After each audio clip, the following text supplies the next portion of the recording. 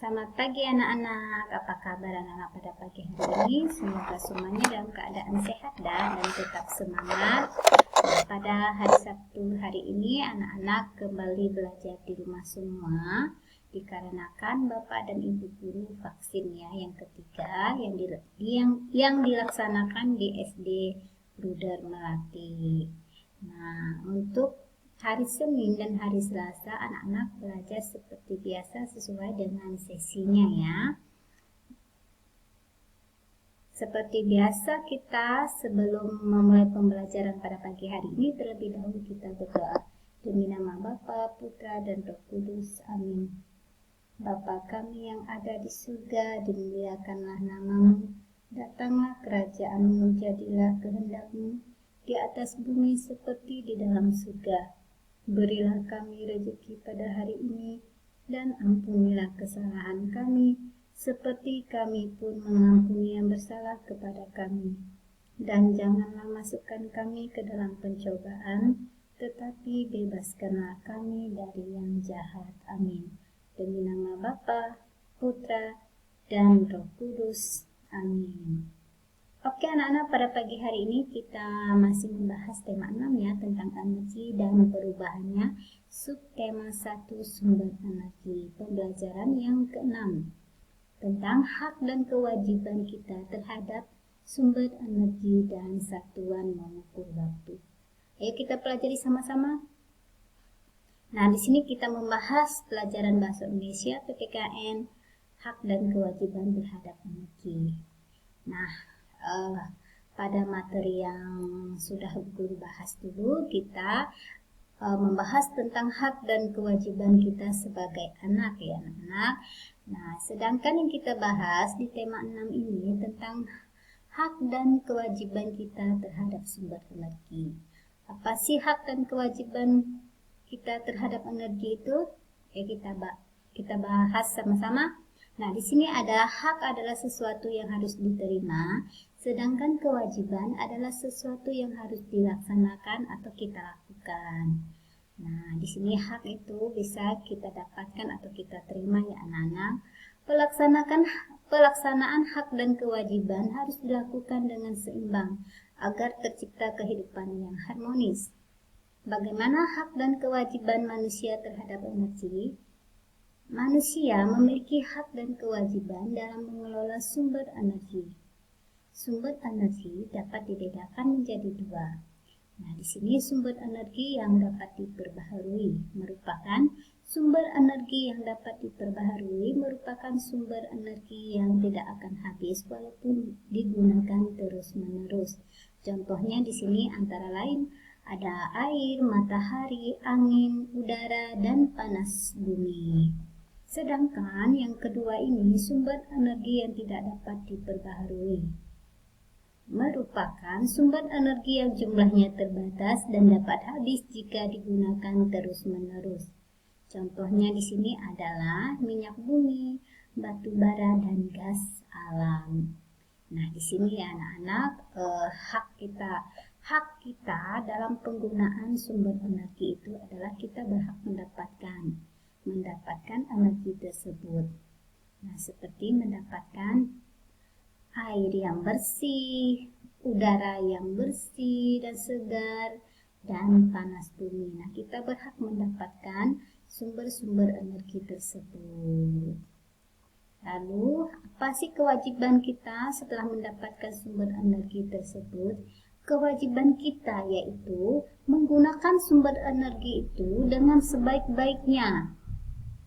Nah, dengan cara menghemat. Contohnya di sini ya, sumber energi yang tidak dapat diperbaharui itu seperti apa? Yang tidak dapat diperbaharui ini yang mestinya kita harus berhemat karena ini bisa habis jika kita boros menggunakannya. Contohnya di sini. Nah, batu bara itu kita dapatkan dari hasil bumi ya, di dalam tanah kita mendapatkan batu bara itu. Nah, sama dengan gas alam dan minyak bumi ini. Nah, ini tersedia di bumi, tetapi ini juga bisa habis jika kita gunakan dengan tidak sebaiknya. Nah, saat kita menggunakannya, gunakanlah seperlunya. Nah, Saat kita sudah selesai menggunakannya, maka kita wajib mematikan. Nah, seperti di sini saat kita belajar tentu lampu kita hidupkan ya.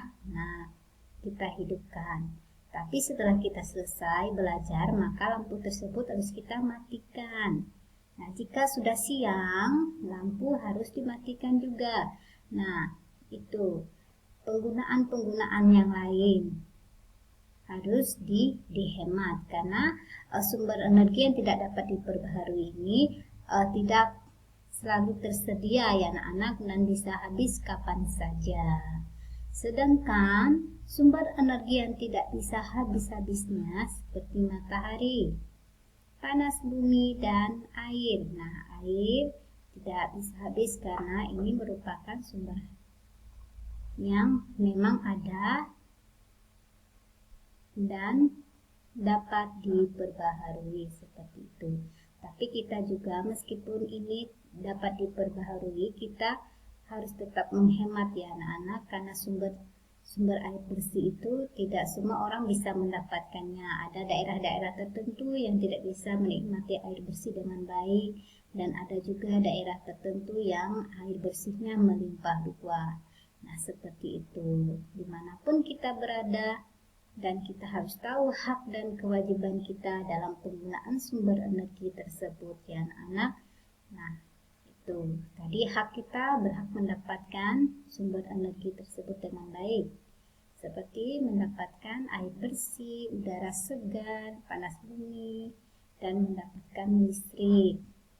Lalu kewajiban kita yaitu menggunakan sumber energi tersebut dengan baik dan dengan hemat dan digunakan saat kita perlu saja. Saat kita sudah tidak memerlukan, maka kita harus mematikan.